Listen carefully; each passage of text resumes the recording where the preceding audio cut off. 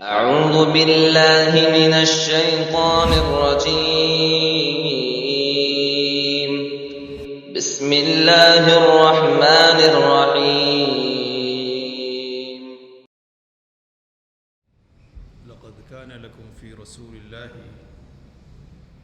أسوة حسنة. محترم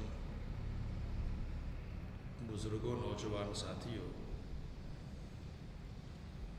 اللہ تعالیٰ نے نبی اکرم صلی اللہ علیہ وسلم کی شخصیت اور سیرت کو پوری انسانیت کے لیے عام طور پر اور خاص طور پر مسلمانوں کے لیے اسوہ حسنہ قرار دیا ہے۔ آپ صلی اللہ علیہ وسلم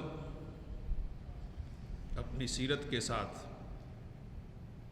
سب کے لیے بہترین نمونہ اور قابل اتباع شخصیت کے مالک ہیں۔ کسی شخصیت اور سیرت کے اسوہ ہونے کے لیے اور نمونہ بننے کے لیے ایک محقق عالم کے بقول 4 چیزوں کا ہونا ضروری ہے۔ پہلی چیز یہ ہے کہ وہ شخصیت تاریخی ہو، یعنی خیالی اور افسانوی نہیں ہو۔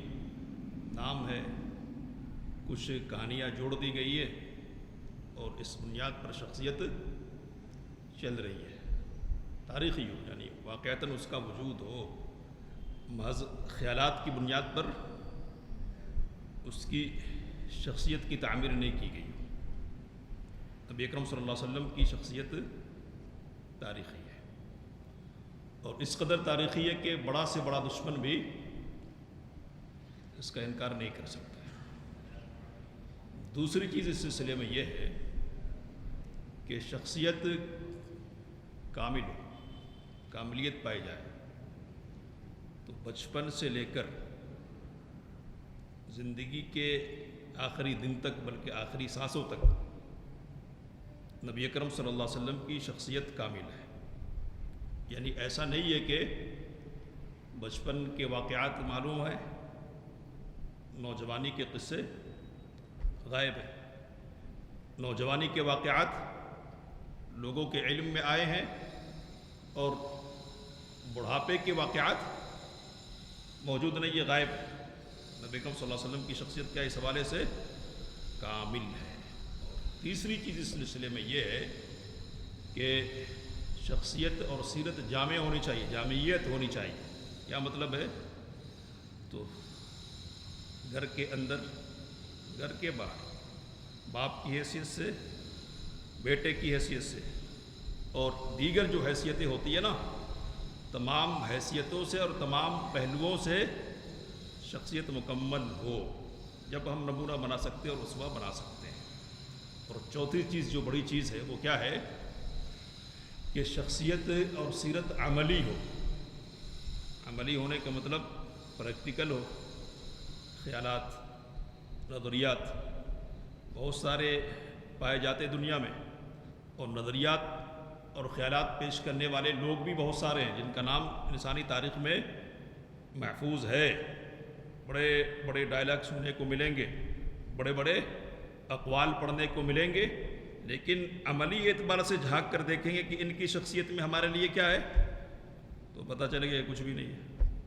نبی اکرم صلی اللہ علیہ وسلم کی شخصیت اقوال کی شخصیت نہیں ہے، افکار کی صرف شخصیت نہیں ہے، بلکہ پریکٹیکل کی شخصیت ہے۔ جو کہا کر کے دکھایا۔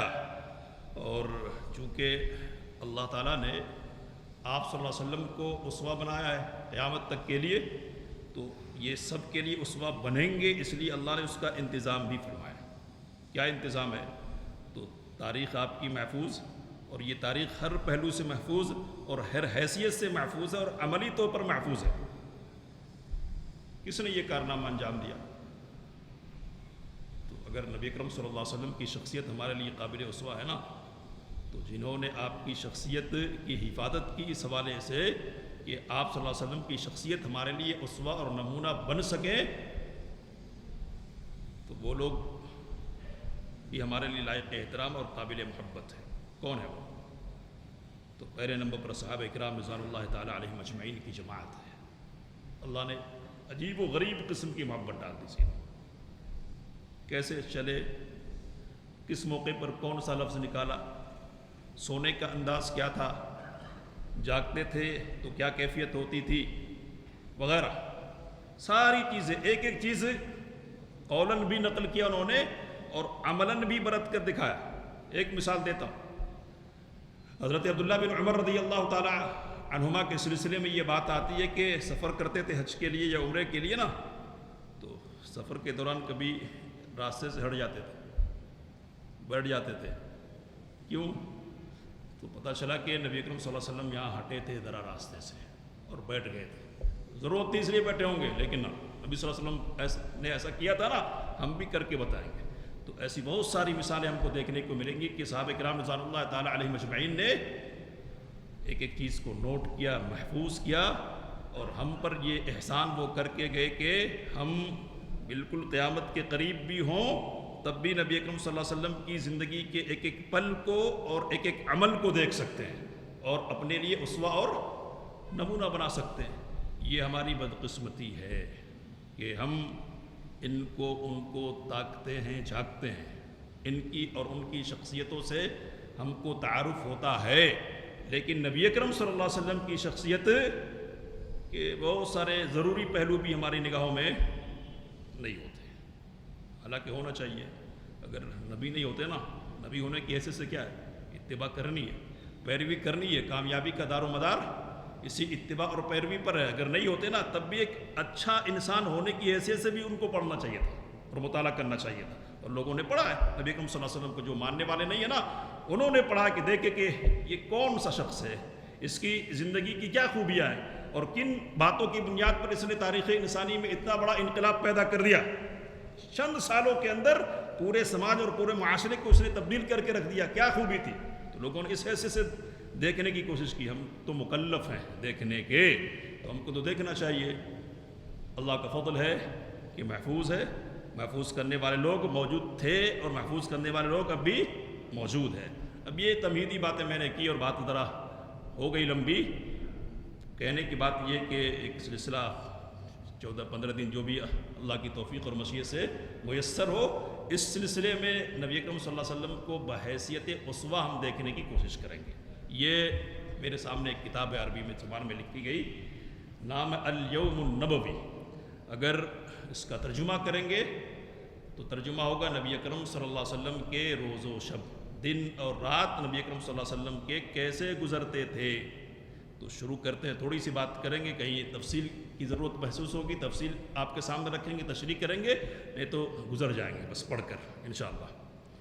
کہتے ہیں کہ فجر کی روشنی کے ساتھ رات کی تاریکی کے چھٹنے کا آغاز ہوتا تھا، اور مدینے کی پرسکون فضا سیدنا بلال رضی اللہ تعالی عنہ کی اذان کی گرجدار آواز سے متحرک اور دوڑ دھوپ میں تبدیل ہو جاتی تھی۔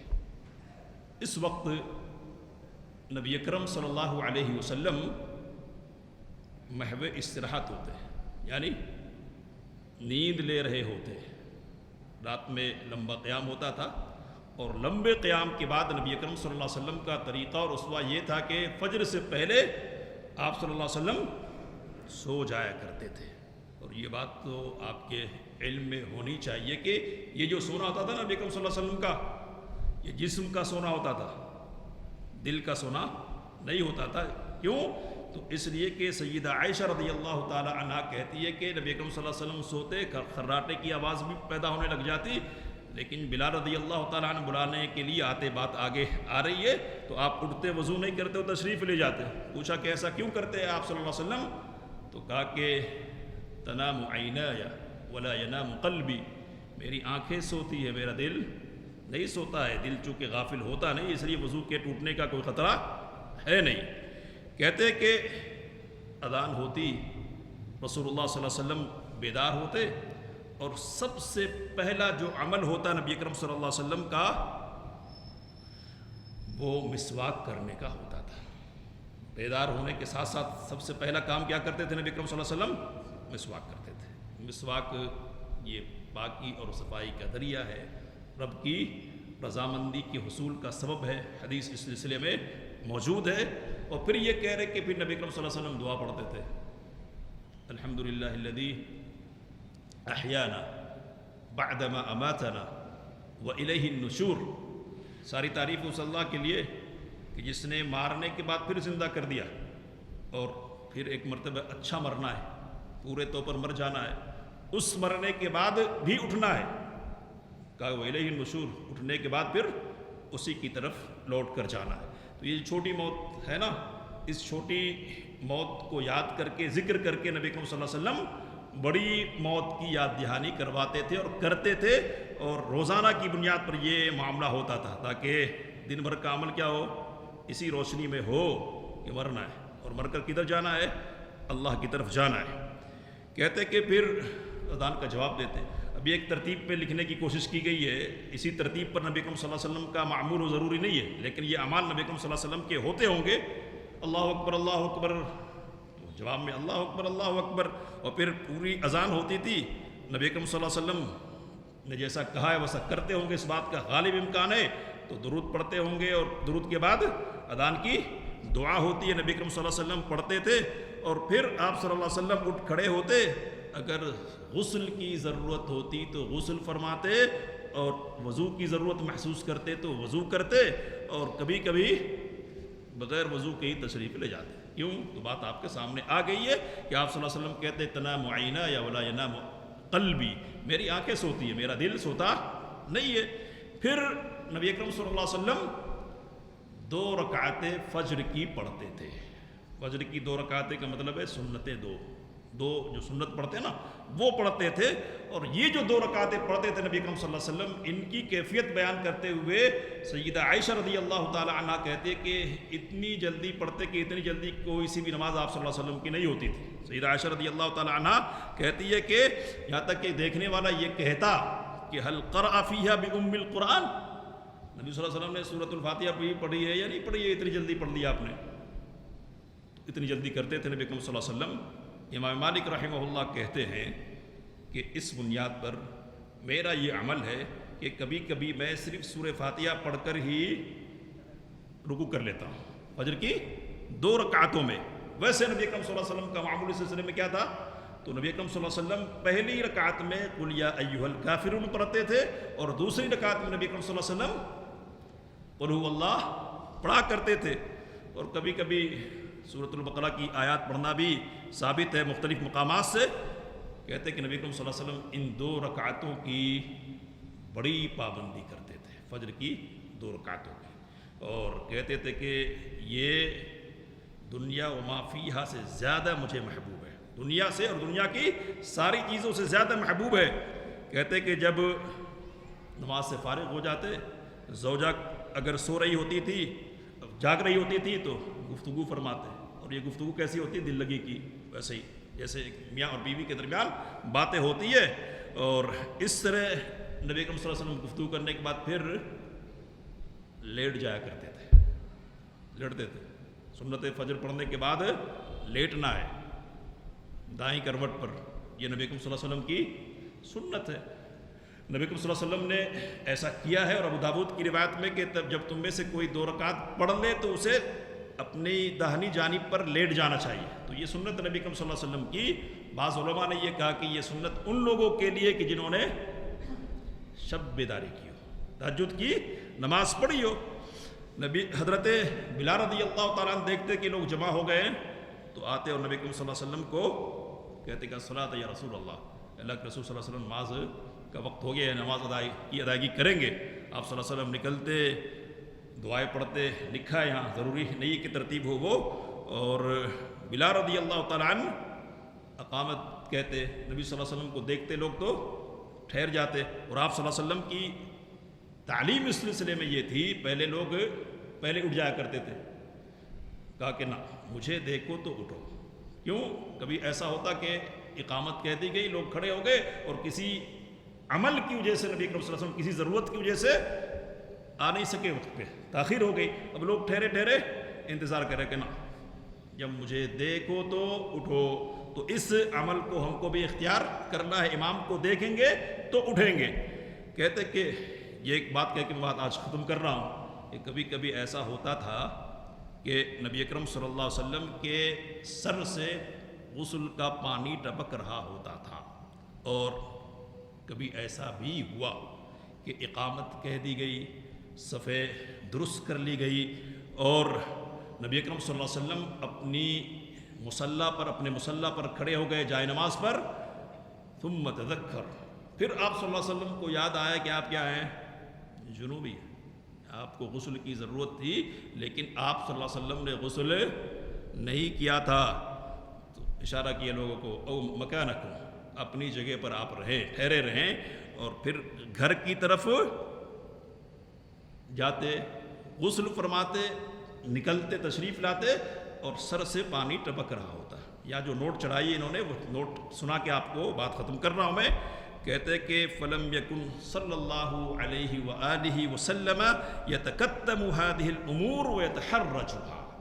یہ جو امور ہے نا زندگی کے ضروری امور ہیں، ان سے کن کو یاد آئے؟ ہر ایک کے ساتھ یہ معاملات پیش آنے والے ہیں. تو نبی اکرم صلی اللہ علیہ وسلم بتکلف ان کو چھپانے کی کوشش نہیں کرتے تھے. لوگ دیکھ نہیں لے کہ امام صاحب غسل کر کے آ رہے. یہ تکلف نبی اکرم صلی اللہ علیہ وسلم کی طرف سے نہیں ہوتا تھا، اور نبی اکرم صلی اللہ علیہ وسلم اس بات میں کوئی حرج محسوس نہیں کرتے تھے کہ لوگ یہ دیکھیں کہ نبی صلی اللہ علیہ وسلم غسل کر کے آئے. انسان ہے نا، ضرورت ہے انسان کی، تو انسان کی حیثیت سے ضرورت پوری کی جائے گی، اور اس ضرورت کے بعد غسل بھی کیا جائے گا. تو اس حوالے سے بھی نبی اکرم صلی اللہ علیہ وسلم ہمارے لیے کیا ہے؟ اسوہ اور نمونہ ہے. کہتے ہیں کہ وَإِنَّمَا كَانَ بَشَرًا مِّنَ الْبَشَرِ، آپ بھی انسانوں میں سے ایک انسان تھے. يَرَى النَّاسُ فِي حَيَاتِهِ وَقَائِعَ حَيَاتِهِمْ، آپ صلی اللہ علیہ وسلم کی زندگی میں لوگ اپنی زندگی کے واقعات دیکھ لیتے تھے. سمجھ میں آ رہی یہ بات کیا ہے؟ ہمارے ساتھ جو پیش آ رہا ہے نا، اس کو ہم نبی اکرم صلی اللہ علیہ وسلم کی شخصیت میں دیکھ لیتے تھے. لوگ دیکھ لیتے تھے کہ یہاں بھی انسانی حوائج ہیں، انسانی خواہشات ہیں، ان کی تکمیل بھی ہوتی ہے، اور تکمیل کے بعد جو شرعی تقاضے ہیں نا ان کو بھی پورا کیا جاتا ہے. تو یہ نبی اکرم صلی اللہ علیہ وسلم کے اسوہ کے حوالے سے آج پہلے دن کی گفتگو ہماری رہی ہے. اللہ ہم سب کو فائدہ اٹھانے کی توفیق دے. آگے انشاءاللہ باتیں ہوتی رہیں گی. والسلام علیکم ورحمۃ اللہ وبرکاتہ.